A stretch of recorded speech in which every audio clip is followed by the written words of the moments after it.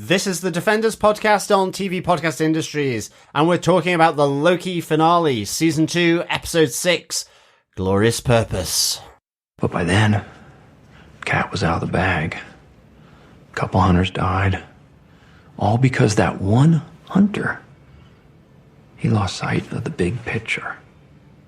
You gotta keep the big picture in mind. Most purpose is more burden than glory. And trust me, you never want to be the guy who avoids it because you can't live with the burden.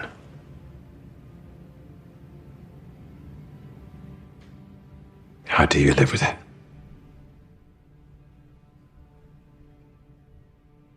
Scar tissue.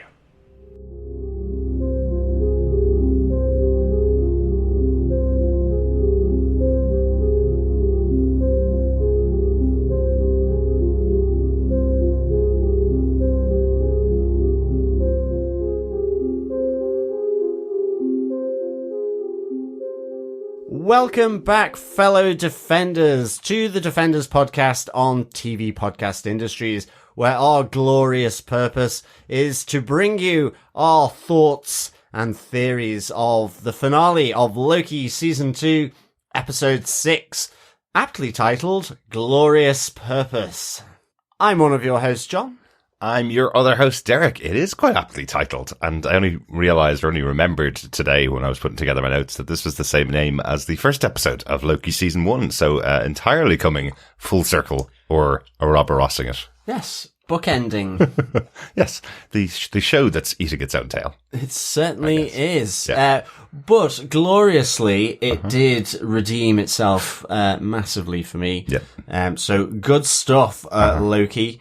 And the writers and directors, I possibly got it wrong. Well, we'll talk about it. We'll definitely discuss it. This is a great episode of the show. Definitely a great way to close out the series. It certainly is. But before we get into our spoiler-filled discussions for this finale, remember, fellow Defenders, if you're just recently joining us, or if you haven't been bothered to do it but have been listening along for some time, you can head on over to our website at tvpodcastindustries.com, where you can subscribe to the podcast on any mischievous or godlike podcast catcher of your choice. Mm-hmm. Remember as well, you can send in your thoughts, theories, observations, you name it, by email to feedback@tvpodcastindustries.com. And of course, we do have our Facebook group over on facebook.com/groups/TV Podcast Industries, where we do leave our spoiler-filled posts for every episode of every show that we cover, including this one, Loki.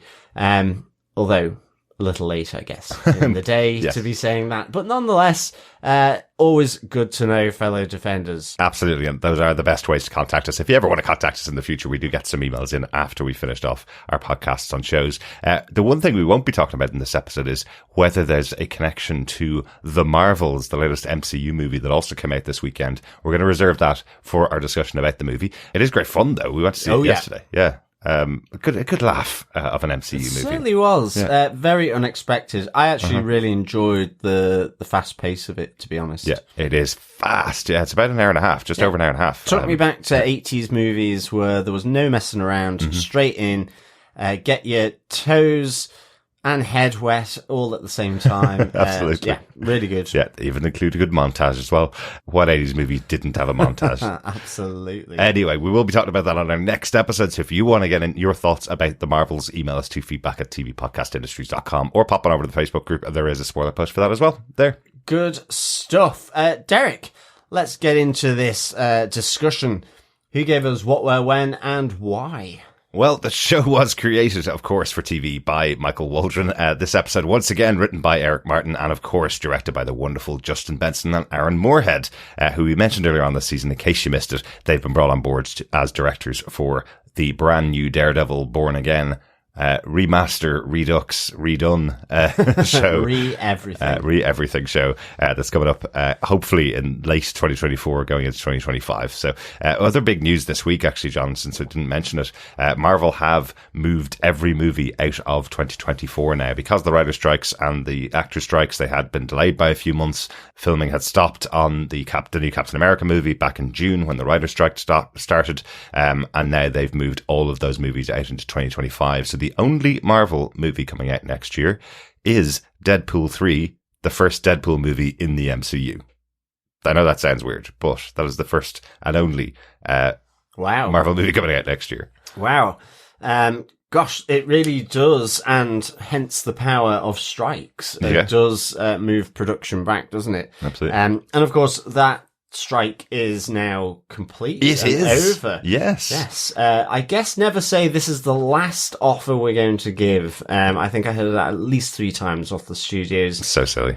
Such our last crazy and final comment. offer. In a negotiation. They tried to do the same thing with the writers as well. They came out with this thing saying this is our last and final offer, and then 2 days later they renegotiated again. Like, you can't decide your last and final offer. You can say this is our best offer that we're going to make. You can say something like that, of course, but it's not last and final until it's been agreed by both sides. No, right? Exactly. But we have come to an agreement. Both sides have agreed that for the next 3 years they will have a much better pay relationship, particularly for the most lower paid of actors and for the most lower paid of writers. Other things that are in the deal are that are going to make it a better industry to work in, which I think is all fair. A lot of concern over the role of AI within writing and within creating background characters, for example, from the faces of people who would be considered extras and consider that their regular job. Now they have protections that will allow them to work in the industry and actually get paid for it, which is exactly what should be happening, right? Yeah, absolutely. So well done. Yes, well done. I guess in 3 years' time we'll have another one, because who knows what crazy boards of companies will be thinking up to save money to simply pay their investors. Yeah, exactly. Rather than paying the actual people that have to create it. But they've made an agreement now, so no more moaning about it anymore. It was great to see people like Tom Hiddleston being interviewed on chat shows about the TV show, of course, Loki, this week. Also, Iman Vellani going out, meeting people at a movie theatre, watching the Marvels. We saw Brie Larson also on advertising the Marvels movie on talk shows from Friday. So they were straight back into it this week, directly after the strike was over. So great to see them all back. And one thing I did notice from the interview with Tom Hiddleston, which is relevant to Loki and this final episode of Loki, he talked about the show as being the closeout of his 14 years of history in the MCU. Interesting. Yeah. So while I would say it's not off the table that Loki will return at some point in the future, that he could come back, I think this is the closeout. I think this is the end of the story. We're not going to get a season 3 of Loki. We're not going to have a Loki movie coming up, unless there's some other negotiations going on in future, of course. Yeah, but exactly. It sounded like an end for Tom. Interesting thoughts from that Jimmy Kimmel episode. Yeah, absolutely. Yeah. John, do you want to tell us what they gave us with their synopsis for Loki Season 2, Episode 6, the finale, Glorious Purpose? Sure. Loki time slips to the moment before the Temporal Loom's explosion. Despite his attempts, the loom always fails, as it cannot scale up to accommodate the infinite branches. Loki slips again, this time to the moment before Sylvie kills He Who Remains, who tells Loki that the loom is a failsafe. Overloading it protects the sacred timeline by deleting the branches along with the TVA. Loki tries to stop Sylvie from killing He Who Remains over and over again, but to no avail. As he attempts to stop Sylvie again, He Who Remains freezes her and tells Loki there is only one way to save the loom, which is to kill Sylvie. Loki rejects this idea. After speaking with Mobius and Sylvie at different moments in time, Loki replaces Victor Timely and goes out into the temporal radiation to destroy the loom. As the timelines begin to wither, Loki uses his magic to revive the dying timelines. Pulling the branches together as he makes his way to He Who Remains' throne, he arranges them into a branching structure resembling the world's tree. Sitting atop of time on the throne of He Who Remains, he commits himself to overseeing the branches in solitude at the end of time. The TVA accepts the growing branches and now tracks He Who Remains variants, with Mobius reporting one of them having been stopped at Earth 616's adjacent realm. B-15 becomes one of the TVA's leaders. Ouroboros reactivates a now friendly Miss Minutes and writes a new TVA guidebook with Timely as a co-author. In 1863, Victor Timely does not receive the TVA guidebook. Renslayer awakens in the void and encounters Elioth. Mobius retires from the TVA. He meets Sylvie at his home to observe Don and his children for a few moments. As Sylvie leaves him behind, Mobius says he's going to stay a little while longer. Oh, sacred timeline, how lovely are your branches. Exactly. A few decorations coming into the festive season, I think, on that. Absolutely. Yes. What an episode. Really good. Really interesting, really well put together, and what a great ending for this character, finding his glorious purpose, Loki, finding it right at the center of the sort of world's tree. Yeah, absolutely. It was really, really good. I loved this. Just the melancholy, the resignation on Loki, I thought was really good towards the end. Yeah. But also the fulfillment of what he's doing. The other aspect of this, I thought, which was really good, was the music. Just fantastic variants of the theme throughout this episode. I loved the musical score and the soundtracks that were being brought in as well. Just so good. Even the end credits, just really enjoyed these different variations of the theme of Loki. So hats off to Natalie Holt for the music throughout the seasons, and also for this episode in particular. Really good. So good. Just sitting back, enjoying the closing credits for the episode. No post-credit scene in the episode, but enjoying the music and enjoying the closeout. But I thought the music that Natalie Holt had for Loki gathering together the timelines particularly was really iconic. It's a real standout. Great stuff. Will we go and talk about our top 5 variants, John? Absolutely. Yes, let us get into our first variant, Professor Loki. I think we had to call it Professor Loki. Just because there's one point that I just thought was interesting about this, which is how long he spends trying to fix the time loom. We've already had that for a few episodes so far this season, trying to fix the time loom. That has been a problem that they identified back in episode 2, right? So the whole season has been trying to fix the time loom to get it to knit together more and more of these branching timelines back into this sacred timeline. And here we have Loki trying every single thing he can. I think it works really well, this idea of this looping time that he keeps going back over and over again, and then makes decisions like, okay, we have to go back earlier. Right, we'll go back earlier.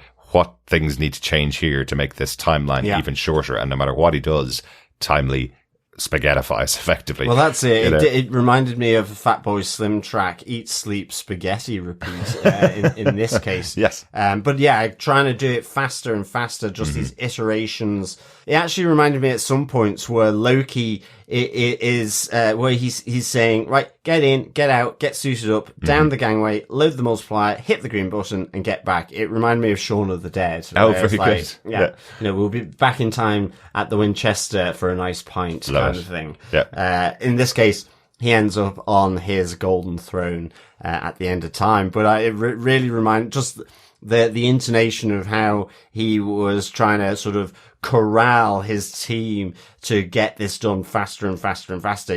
Always trying to speed it up at all points so that those radiation levels are a bit lower for Victor so he can actually reach the end of the gangway to launch the multiplier. Yeah. I loved all the little details, from previous failed attempts where he's like, he says to Casey, remember Latch's helmet, don't set the multiplier down, otherwise it will roll off the gangway, and finally when it's there, Victor Timely hits the green button, nothing happens, and you just have Loki saying, the green button can be a little sticky. Yeah, try it again. Try it again. I liked all those details. I liked how that all kind of fitted to get together, with all the different members of the team. I think Sylvie says, why are you being so weird? And Mobius questioning what is going on here, what are you doing? Yeah. And all this sort of this kinetic energy, faster. Yeah. I did like it where, Victor Timely says, this all seems a little rushed, except it's been centuries in the making, as we know. Well, so exactly. I like that kind of whole thing. That is the bit I wanted to pull out there, why we're calling it Professor Loki, because there is a moment where he asks OB and Casey how long would it take to learn everything that they know, and he's told centuries, and then it just has the title coming up saying centuries later. So, Exactly. So we know, obviously, Loki is a god. He has been around for centuries, but he spent centuries just learning everything he needed to know for this plan to work, and it still doesn't work. And kind of to justify the difference in my feelings anyway for this episode versus how this happened earlier on in the season, where we had this exposition repeat, and it didn't achieve the goal that they were looking for.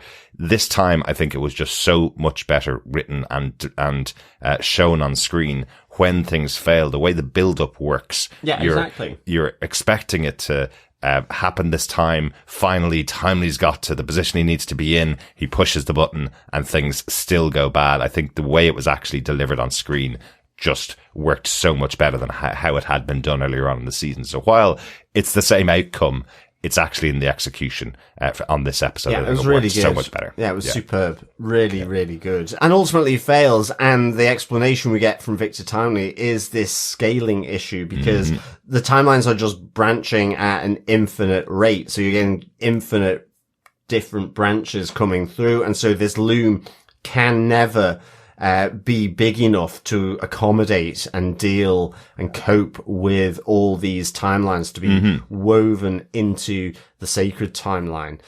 So I really like that. So I kind of like, there was that moment of triumph, that moment of joy from them all just then as it effectively explodes again, which I think brings us on to variant 2, which is He Who Remains versus Loki here. Yes. Or the next stage of the eat, sleep, prevent murder repeat in this sense. Yeah.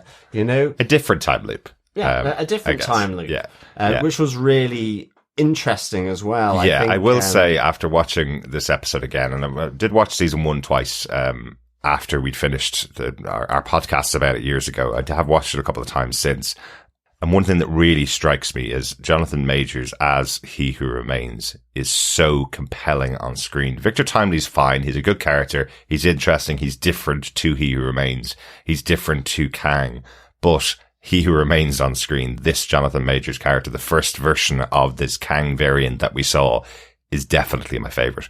Every time he speaks, just his intonation, his delivery, how he's talking, the arrogance of the character really, really come across. And I love watching him on screen. I love that we had these moments again, and different moments with Loki, Sylvie, and He Who Remains at the end of time. I thought they were really, really good moments. Just fantastic for this series. Yeah, I loved, the rinse and repeat of this, where Sylvie is still killing He Who Remains off screen, and all you hear is "See you soon." Absolutely. See you soon. It's just like really, really good. Yeah. But it does confirm your theory from earlier on in the season that effectively this is his entire plan. We saw that at the end of last season. He was saying that he had laid the path for Sylvie and Loki to get there. But not only that, he'd laid the path for everywhere they've gone this season as well. Yeah. He confirms, who do you think is behind this, Loki? It was me. I laid the path for you to get here again this way. How many times have we had this conversation? So, yeah, and to his point, it's resurrection, baby. Yep. I know what's going to happen. I like that moment there where he then freezes Sylvie with his own tempad. And there are a number of conversations in this episode that I absolutely adored. I thought it was such good acting, really good dialogue. And this one between He Who Remains and Loki was, just so good. Amazing. Where he explains, that he paved the way for him. And he's like, how many times have you been at this? Like, he knows that Loki is learning how to stop the loom, how he did that, that he is learning how to stop his time slipping and to control it. And ultimately, as he explains that this temporal loom is in effect a failsafe to protect the sacred timeline by deleting all branches except the sacred one. And that ultimately the destruction of the TVA is simply collateral damage, so that he who remains is the one who remains. Exactly. Everything else, including Kang and his variants, all gone. And for him, the TVA is the sacrifice that he's willing to deal with in order to maintain himself as the godlike figure at the end of time. And, what does he say? Whatever, the outcome, the equation remains the same, you lose. Absolutely. And I just love how this plays out with him and, between Jonathan Majors and Tom Hiddleston, because just their reactions on their faces as this new information is being passed to Loki, it's just really, really good. I love that kind of defiance of Loki, because he must be going, I'm a god. Yeah. And he who remains in some ways almost taunts him by, or the knowledge from the previous meeting of him where he's like, I'm just a man, I'm flesh and blood. He's not a god, yet he's had this god in the maze trying to find his way out for so long. I just really like that. But you have this defiance to that comment from He Who Remains about, you lose because the equation remains the same by, I'll change the equation. Well, yes, but the big thing here is that He Who Remains is saying you can't get out of this without killing Sylvie. I gave you a choice the last time you were both here. The choice was you kill me and my variants pop up everywhere, or you allow me to remain and go back to your sacred timeline. They made the choice to kill him. The variants popped up, the branches popped up, and now they're back here again, and the same choice has to be made. Yeah.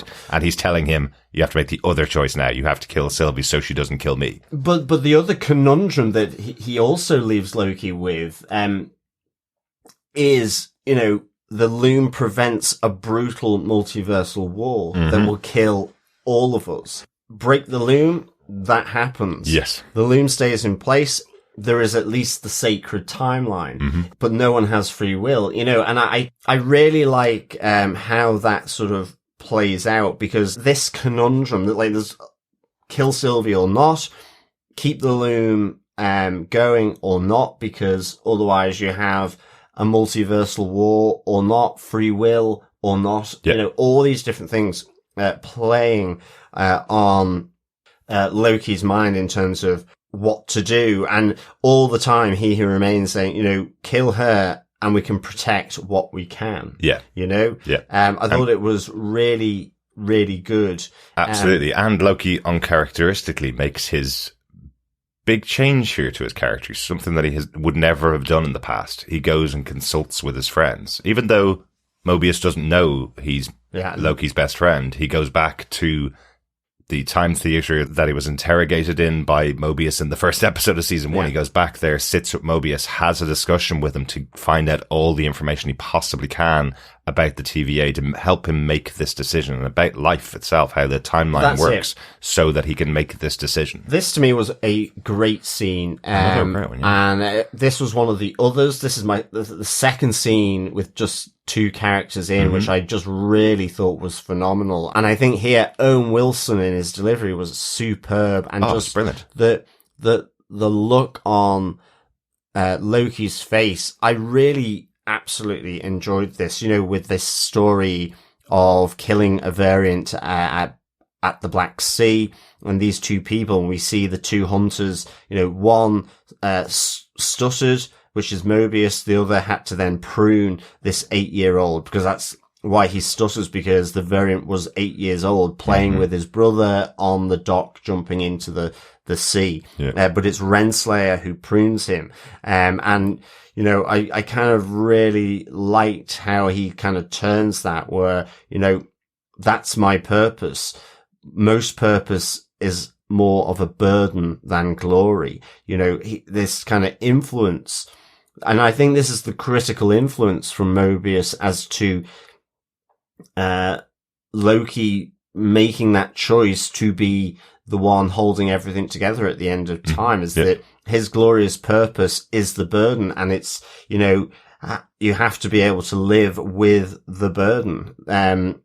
There's no comfort, you choose the burden. I think some of these lines were so good, you know, and this is the burden that Loki ultimately has chosen to be his, quote, glorious purpose. Exactly. At the end. I thought this scene was just phenomenal. So the choice is really pivotal. And, you know, he hugs, or they shake hands here, and then Mobius spaghettifies, and he jumps to again with Mobius spaghettifying again, along with B-15.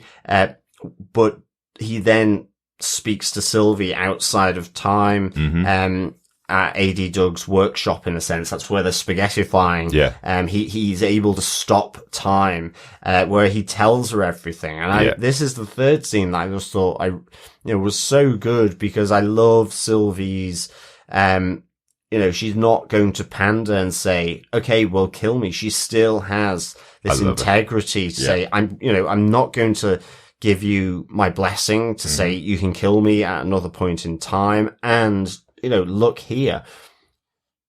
It's better to fight and have that free will than to simply then just be someone's pawn, and you have no choice as to whether you live or die, or who lives and dies. Like, what's the point of the sacred timeline if humans don't have free will, if they just have to follow this path that's laid out for them to achieve the goals of He Who Remains? That's the only thing the sacred timeline is there to do. So I really love that discussion. And we mentioned last week the spaghettifying moment there was brilliant, was excellently really executed. Here, where we have Loki stopping the tendrils as they're coming towards Sylvie, as everything around them have spaghettified, and then he's able to kind of push them back behind him as he has that discussion with Sylvie. I thought it was a brilliant use of the special effects that they've been using the last couple of episodes. Absolutely. And then, you know, she adds to Mobius's sort of revelation that Loki has absorbed. So, you know, there's always that possibility of hope to replace it with something better, but he ultimately finishes her line for her. Yeah. And I thought that was really, really good. So yeah, this whole thing, you know, ultimately coming from the chat between He Who Remains and Loki, I think has three fantastic scenes together, which, you know, moving on to our variant number 3, produces the god of time. Yeah, I guess that's what we'll call Loki here. I guess so, yeah. He's like the storytelling god now. He's the one that is pulling together all of the timelines, but he chooses now, he'll be the one to take Victor Timely's place. He'll be able to use his powers to walk the walk that needs to be done, and he will destroy the time loom. Like, it's such an interesting choice. And as we see him make that walk out, wearing his TVA outfit that he's been wearing all season, and transforming into this epic version of Loki, he does still have the basic style of Loki with the cloak and the horns. But here, if you look closely at the horns, they're made from the same material that we saw at He Who Remains, castle at the end of time. It's the same material that are making up the horns. His cloak, as it stretches out, starts to connect with the timelines and starts to become the timelines themselves, as Loki starts to bring back all of these dying timelines, the branches that were falling apart as he destroyed the loom. It felt really epic. Really and good, also just the way, you know, he tests his magic. You know, he holds one of the dying branches, lets go, and it dies. So he has to hold them all. It has to be connected to him. Yeah. And so he gathers them, starts gathering different branches together. As you say, his cloak, I just thought that was phenomenal. But just the literal scene of him walking his path to glorious purpose as he makes his way up the steps with all these different branches pulsing green. And then as he sits down, I just loved the spin, and I loved how he pulled, you know, the effort to pull it together, and it goes back, you know, as a epic, but also mythological as well. You know, the legend of Loki, the mythology, or the Norse mythology, is then his version of the sacred timeline becomes this world's tree, you know, or tree of life, which is so like apt. It was really good. Absolutely. I think it's so interesting that they chose this imagery, because right back in Thor, Chris Hemsworth's first movie, and of course Tom Hiddleston's first movie in the MCU, there was the first mention of Yggdrasil, the world's tree that connects all of the realms together. And here in the final possible story of Loki, here we have him in that image enshrined in the tree, in the world's tree. It was so cool to have that. Again, this circuitous storyline that's going back to something we heard about all the way back 14 years ago. Yeah, I thought the scene fabulous. and the visuals were just great. You know, from the world's tree to just Loki being in his, regalia, his green outfit and with the horned helmet, really loved it. And I was kind of expecting a kind of a cheeky smile when we returned to him right at the end, that last scene. I was expecting some kind of proud smile, something like that, but it's just melancholy in his face. He has made this choice. He knows it's the right one, and this is where he's going to be. Yeah. It's resolute, determined, but not happy about where he is. He has chosen his burden, exactly. Mobius said, Yep. Fantastic stuff. Yeah. We'll close out, I guess, the episode with our variant 4, effectively wrapping up time, right? Yeah. So that slightly different intonation than our normal wrapping up time. But how everything pans out for everybody else. Part of this choice of Loki's is to save his friends, make sure his friends have lives set for them, things that they can continue on with. One of the things that's set up here with the creation of this managed timeline by Loki is the TVA itself now have a new purpose. They have a new goal. Their job is to search the timelines, find variants of He Who Remains and put them down. We see that Mobius has been working on that. He puts together a full booklet of everything that they know about all the He Who Remains variants that are out there. They talk about the variant of Kang from Quantumania that caused some trouble in another realm adjacent to 616, which is the central MCU universe. And that's all been sorted out now, effectively. So they're going to move on to other variants now. But that is now the job of the TVA. Yeah, they're protecting the tree and also protecting Loki. There's the notion that they're trying to keep Loki hidden from these variants of He Who Remains. Yes. So I kind of like that idea, this new version of the TVA protecting the tree in effect. Yeah. I like that we have B-15 and Casey on the new board. Absolutely. In a sense. And Mobius is there as well. We find that out later. All three of them are now members of the board. But Mobius chooses to leave. He chooses that he's not going to take his place there. He's ready to go out and do what Sylvie recommended to him all the way back earlier on this season, that he go out and experience what the timeline would be like, what the real world is like.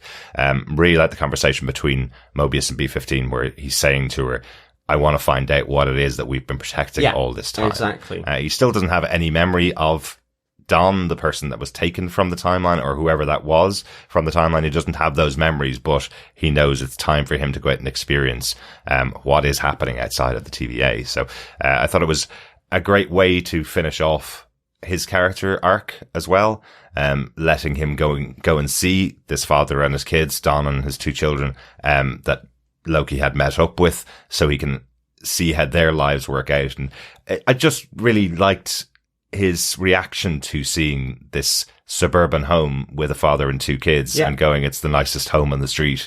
Even though Sylvie's joking with him, the garden needs a bit of a clean up. He's going, no, this is perfection. This is exactly the kind of life I wish I had outside of the TVA. I thought that was a really good moment.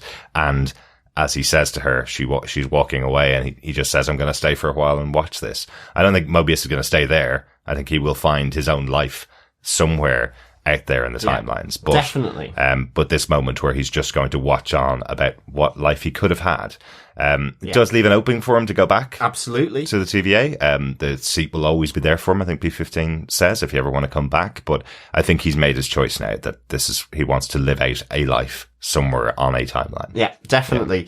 Yeah. Whereas Renslayer finds herself waking up in the void, where we saw the original comic book Loki, played by Richard E. Grant. Boastful Loki and Kid Loki and Alligator Loki, all those people were all there. But this is an empty void. It took me a while to understand where she was. The only thing we see there is a pyramid we see kind of the seal or the motto from the TVA. So that's obviously a TVA where Renslayer was. That's been pruned off the timeline and put into this void. The description that we got in season 1 is this is the place where everything that's pruned goes to. So this version of Renslayer has been pruned. She's in the void. Yeah. And then we just see the flashing of what was Elioth back in season 1, the creature that takes out all the timelines. So I like that it leaves it there.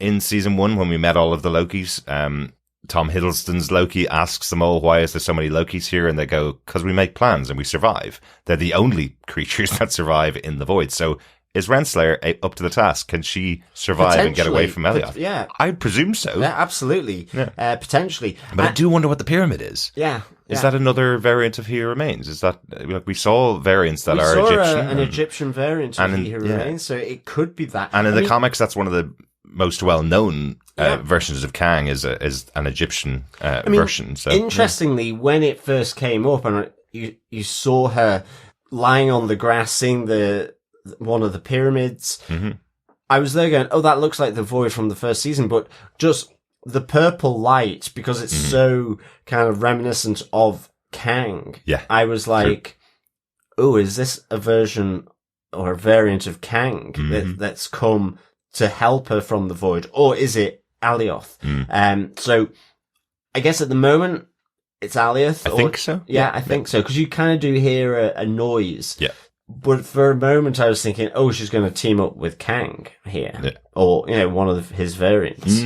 Yeah, entirely possible. I will admit though, I did go back and watch season 1, episode 5, just to have a quick view of the void again. I do love that episode as well, but I wanted to have a quick view of that before we recorded the podcast. So I think it is Alioth. It does seem to be very similar, to what we saw in that episode. Yeah, definitely.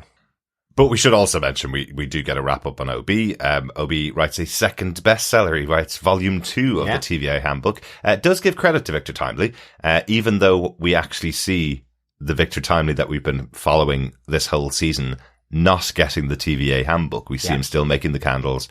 That window, that book doesn't appear at that time to turn that Victor Timely into the confidence man that he became when we saw him this season. So that was quite interesting. Also, weirdly, Obi continues to create Miss Minutes. Back to her, the digital clock face that we've seen her have most of this season. I do love when B-15 is going, can't believe you did that. Do you think she's going to turn and kill us? And Obi kind of goes, I don't know. Yeah, exactly.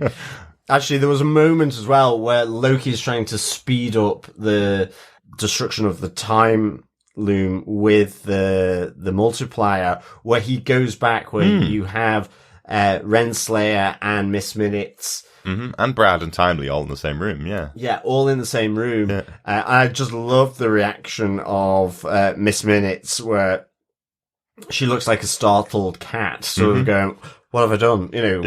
What's going on here? I just really, really enjoyed that moment as well. See, I thought that was a bit weird that included. It's like it should have played into the rest of the episode. He goes in and goes, look, I know you're hurt right now. I know you're angry, but we need to just stop whatever you're doing now and help us sort this out. And then you don't ever see her again in the episode. I just kind of assumed that would play into the full plan that he's having to rewrite the timelines, that you would actually see Miss Minutes jumping in, or you'd have her going, absolutely not. And then he just doesn't go back there again when he's doing his jumping around the timelines.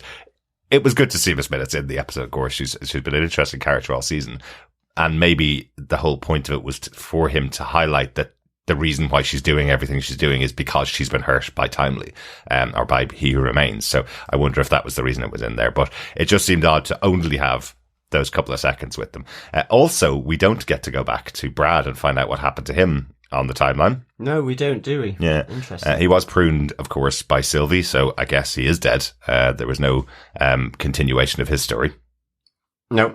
It must have gone to the void. Yeah, he must have gone to the void and just been killed off there. I like to think that post-credit audio that we got last episode was confirming that he did get back to the 70s.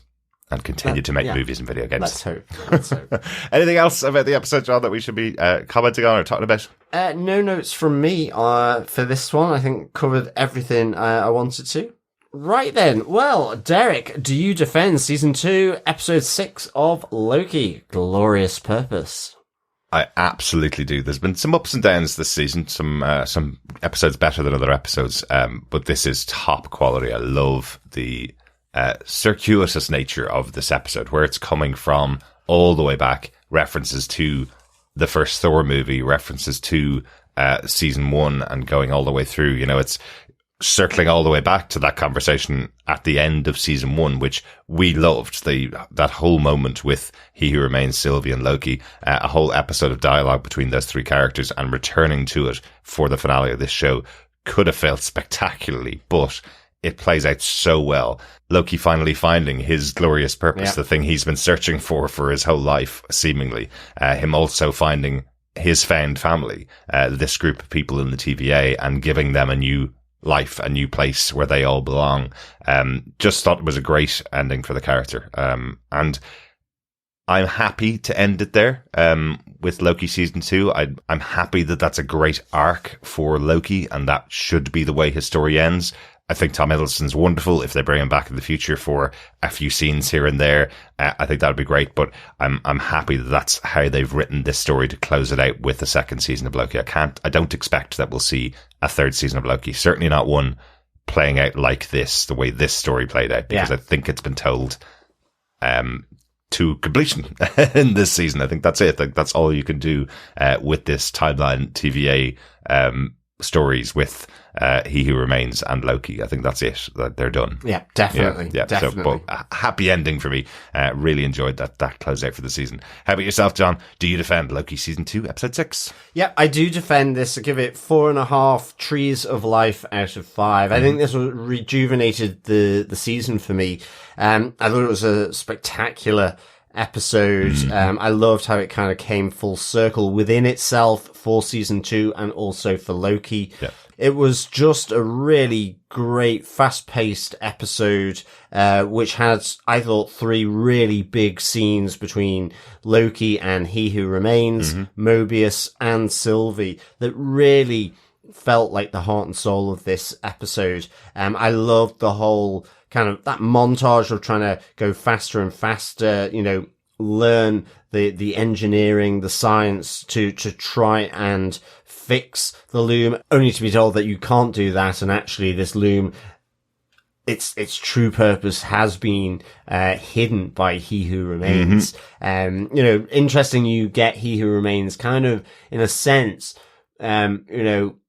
taking a cheap shot at Victor Timely, because it's all been around Victor Timely's interpretation of what that does. Yes. And it was wrong. And that's why. Oh, is that what he told you, was it? Yeah. So I really kind of liked that. Yeah. I thought it just all stacked up and moved so well.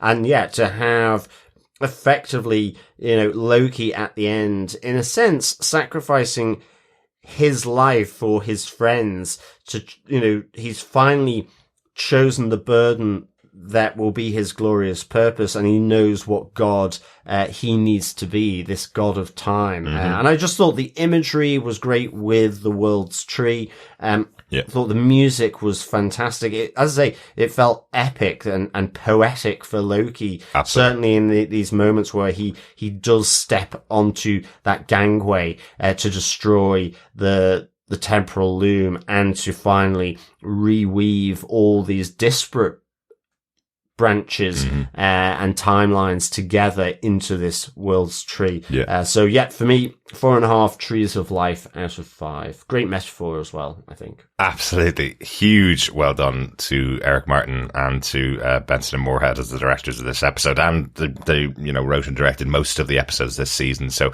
overall, the vision that they've put on screen here has been so interesting. Again, not every episode connected with us.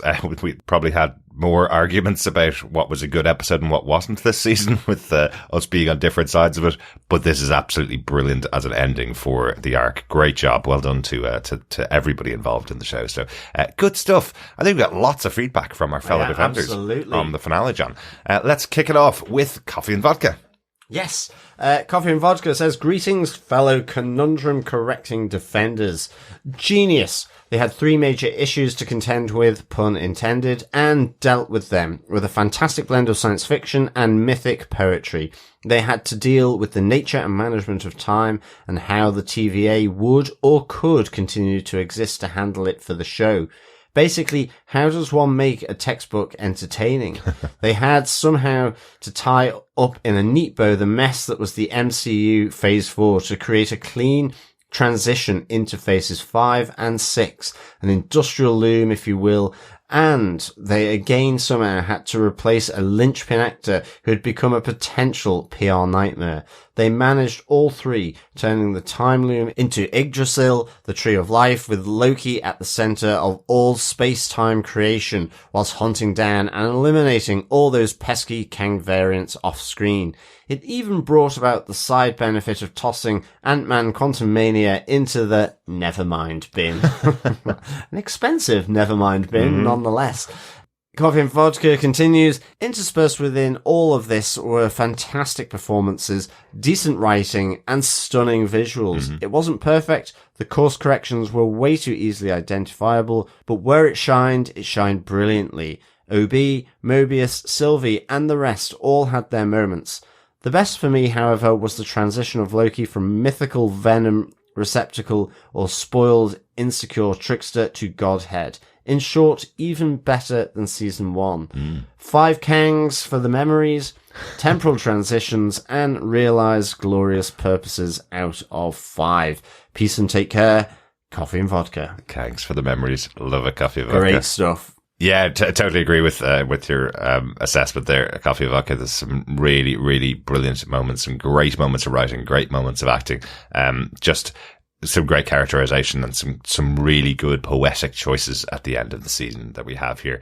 And it does give them options. There are moments that they've set up at the end of this season that give them options to make different choices than people are expecting them to make. Now, I will say, throughout the MCU's history for the last 20 odd years, it's been very difficult to predict where they're going to go, even when they've announced the names of movies and who the cast are going to be. They've always been difficult to predict exactly where they're going to be going. So, something like calling a movie Avengers Kang Legacy doesn't necessarily mean it's going to be Kang as the villain. It could be the legacy of Kang and how it plays out with other characters, like Renslayer, for example. So, they can still make those choices. They still have written themselves into a very wide open space rather than writing themselves into a corner with this final episode. Yeah, so, no, absolutely. Good choice there. Yeah, great stuff, Coffee and Vodka. I think, that blend of science fiction and mythology, I think was stunning. Totally agree with you there.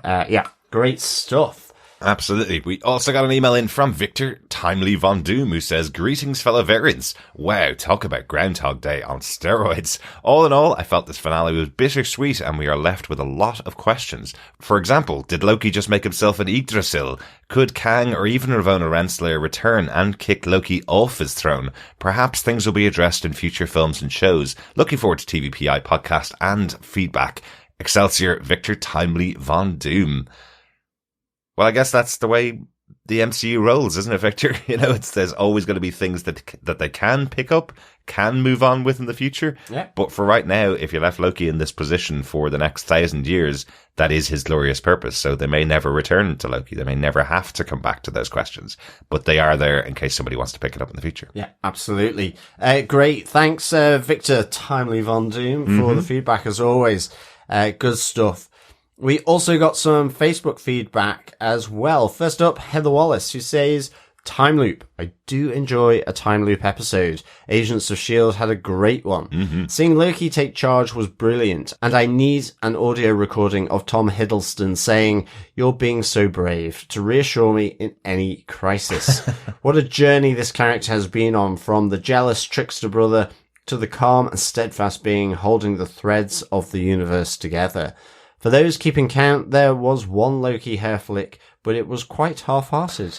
How long is Mobius going to stand outside his own house, and is anyone going to notice he's there? Yes, great. Thanks, Heather Wallace.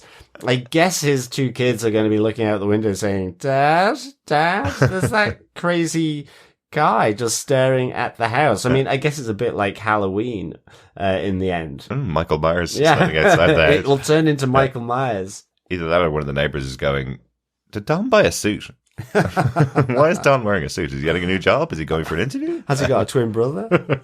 Thanks so much, Heather, for your hair flick watch this season as well. I'm going to really miss that. Yeah, absolutely. I think we need hair flick watch more, I think. Yeah. Well, I don't know who else can do a hair flick like Tom Hiddleston. Nobody else does them as well as him. Well, not at all. Or we could have it's so unfair hair flick.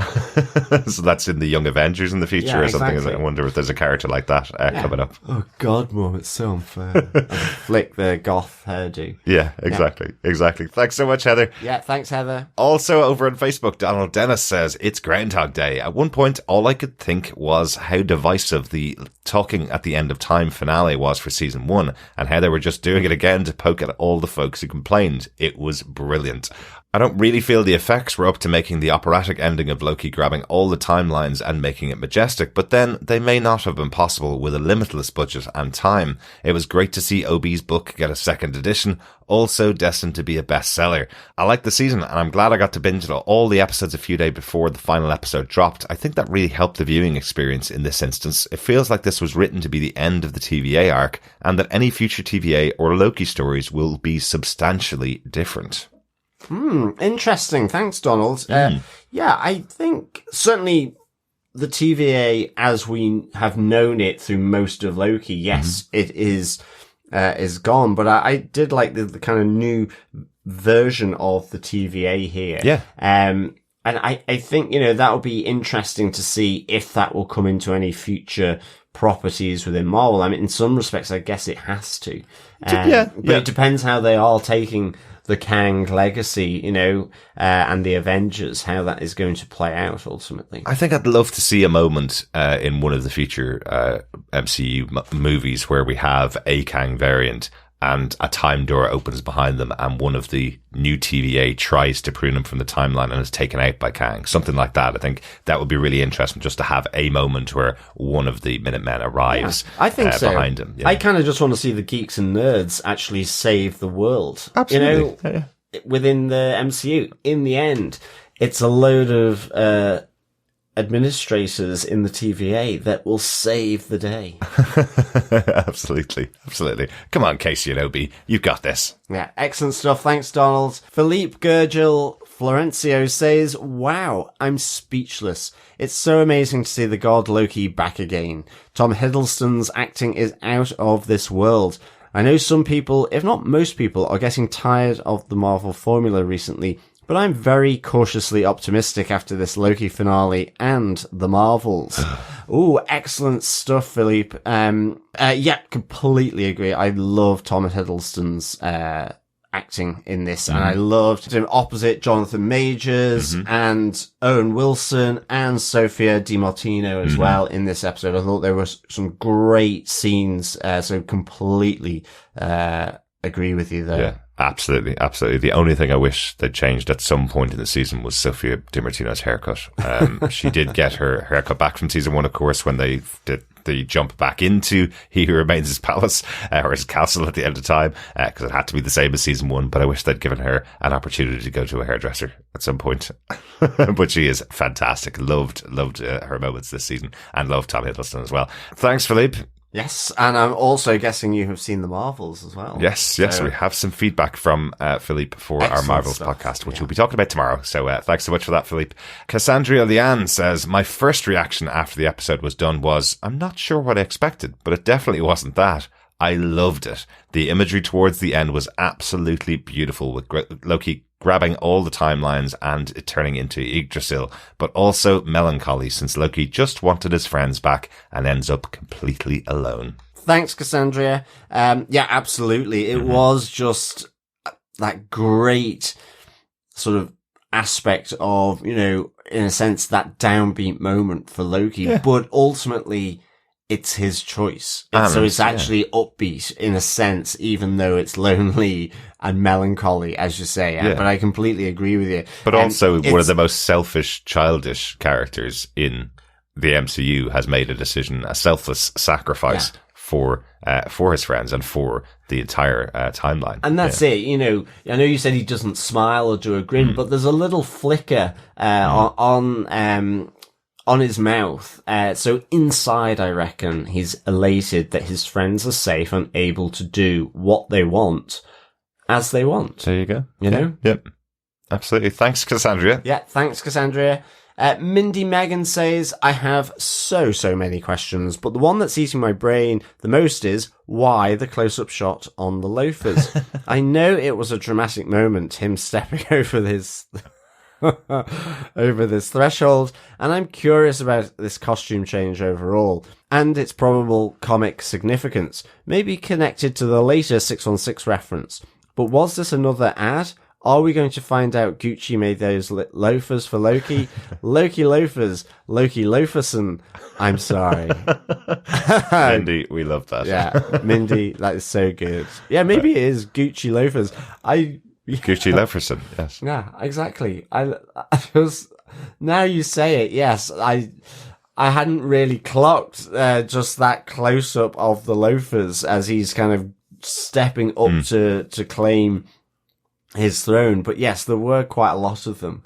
I was kind of writing other things down, like, you know, as I say, walks his path to his glorious purpose. Maybe that's why I didn't spot them, because I was too busy writing down the literacy of what he's doing to get to his glorious purpose. Yeah. But I kind of need some new loafers. So yeah, maybe some Loki Lofersons would be quite good. Absolutely. I'm sure Gucci are making them right now, hoping that everybody's going to buy a pair. I actually just thought they looked more traditional than just a regular pair of shoes. So they were kind of saying he was starting out at his old costume, the old version of his costume that it would had thousands of years ago, and then building into this brand new version of it as, you know, the horns grow out from those little tiny horns that he had in his head to those monstrous looking ones made similarly to the castle at the end of the time. But the loafers stayed the same. You have to have a comfortable pair of shoes if you're going to be sitting at the end of time forever. Yeah, but he didn't really have very thick socks on. No, so I wonder how cold it is there. Well, wrapped inside the world tree, he's looking very comfortable. Yeah, I guess that's quite cozy. Yeah. Absolutely. Like an owl in a little nook and cranny of the tree. There you go. There you go. Thanks so much, Mindy, for your thoughts. Yeah, thank you, Mindy. Joe Herbert says, well, that was not what I expected. I mostly really liked it. Interesting stuff, though. It did drag a little at times, and Loki grabbing the timelines looked a little hokey. Guess there won't be a season 3. Part of this episode reminded me of the movie Edge of Tomorrow. Wasn't there a story where someone spent years, decades learning advanced physics? Yeah, well, that's I think so, Live, Die, Repeat, isn't it? That's the one with Tom Cruise and Emily Blunt where he's having to do iterations of something. I can't remember, it's such a long time since I watched that. I know, he just keeps getting killed over and over and over again. It's good movie. I have to actually watch that again. Nice reminder there, Joe. Joe continues, by the way, why would it take the god Loki centuries to learn the required physics, which seems unnecessary since they didn't seem that far from fixing the loom in the previous episode? And you think spending so much time on this issue that the problem with infinite timeline, and you think spending so long on this issue that the problem with infinite timelines would have occurred to Loki. I'm a little surprised Moby has left the TVA. Taking a break to check on his original life makes sense, but where will he go then? He said the TVA was the only life he'd known, and he was good with it. Though I guess he didn't sound as thrilled in the flashback in this episode. Among the several things I didn't expect in this finale, the Disco Fifth of Beethoven from my youth being featured was definitely most unexpected. Guess we don't know what happens to Brad after him watching his co-workers and whatever Doc's was to him get squashed to death. I guess he's not going to be involved anymore. Renslayer is at the end of time again. Probably can't escape this time, but they left it a little open for to return as a villain. Seems like this episode is probably the last of this Loki we'll see, and original Loki died in Infinity War. Maybe they'll bring Hiddleston back to play another variant in Secret Wars or something. He's so good. On the season overall, I thought it had great stuff, certainly the most creative of the MCU shows, and Hiddleston is always fun, but it got a bit too wrapped up in MacGuffins at times, and all the technobabble and time shenanigans undercut the emotional impact, especially since Sylvie had a lesser role. So not perfect, but wish all Marvel shows were this interesting and so well made. Thanks for that, Joe. I think that echoes some of the sentiments we had about the show so far. Definitely about lots of technobabble, time shenanigans, going back and forth over and over again in some of the earlier episodes. It was kind of like, just move on to where you're trying to get to. With this episode, I think a lot of that is rectified, as you mentioned earlier on, John, them getting to this glorious purpose. It's easy to forgive some of the earlier movements in the season, that they try to work out this incredibly complex resolution to what needs to happen here. Yeah, well, that's it. I mean, I think when they did emotional impact, they did scenes of emotional impact. It was really, really good. And I think the great thing, you had the 3 in this episode, and it just carried through, and it lent into the emotion of God Loki at the end of time, holding everything together after making his sacrifice, and accepting his burden. And there is part of me that thinks, this episode and some of those key points within it spread over this season, I would have found far more interesting. If, rather than all the red herrings around the loom, 5 out of the 6 episodes. So I definitely agree with you there, Joe, as well as the Disco Fifth of Beethoven. I just thought the music and the choice of different songs and soundtracks and so on were really good in this episode. So good. Yeah. You had a question in there as well about why would it take God Loki centuries to learn the required physics and engineering and mechanics. I think that was intended as a joke. So Loki does get beaten quite often in the MCU. He is known as a manipulator and as mischievous, but not necessarily as very intelligent. So there's a little bit of a joke there when Obi looks at him and goes, "How much do you know about physics?" And he goes, "Well, not much, but I'm a quick learner." And Obi looks back at him and goes, "Well, then it's going to take you centuries." And all we get to see is the title card saying centuries later. I think that's just a joke on learning this stuff is really, really complicated. Unless you have a natural aptitude for it, like Obi and Casey seem to have, it's going to take you a very long time to learn it. I mean, Loki does actually say to Obi, "Well, I am a god." So I think it is more of a joke here. But I'm guessing it's all the setup that's having, like the moments that he's trying to influence or speed up are, in a sense, I'm saying this, but requiring a better word, fixed in time to some extent. But he's trying to speed them up. But, he can't speed up the birth of Victor Timely. So whatever iterations that don't work when he's doing it, and ultimately he's working on a problem that is the wrong problem to solve as well, which is never going to work. And, so I guess there's a bit of element in that as to why it takes time. But I think as well, at its heart is a little bit of a joke. Exactly. But great stuff. Thanks so much for your thoughts on the season and on the episodes, Joe. Yeah, thanks so much, Joe. We also got some feedback from Adam Shimsack, who says, "I may owe the MCU the Good Omens You Were Right song and dance. I was expecting the same old CGI fight, and they dropped something that was pretty amazingly cool. I even think they accomplished a way out if the major thing goes south, to pivot away from him with, oh, the TVA handles him. Now look over here and don't mention Kang ever again." Absolutely, Adam. I think there's certainly...